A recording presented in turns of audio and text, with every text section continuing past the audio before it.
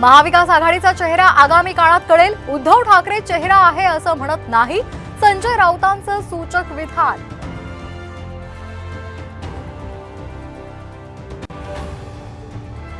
क्रेनमधून पडताना जयंत पाटील आणि अमोल कोल्हे थोडक्यात बचावले। जुन्नरमधील शिवस्वराज्य यात्रेदरम्यान मोठा अनर्थ टळला।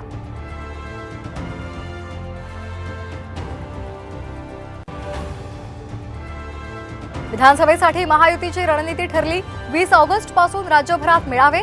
शिंदे, फडणवीस, अजित पवार यांची संयुक्त सभा मुंबईत।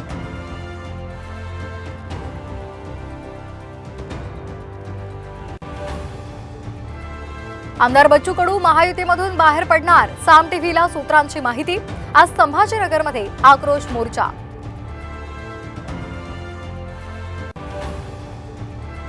कोल्हापुरातील केशवराव भोसले नाट्यगृहाला भीषण आग, कलाकारांचे अश्रू अनावर।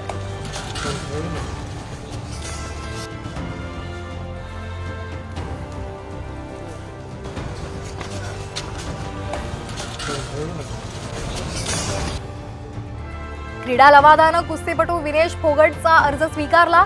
सिल्व्हर मेडल देण्याची विनेशची मागणी। आजच्या सुनावणीकडे संपूर्ण देशाचं लक्ष।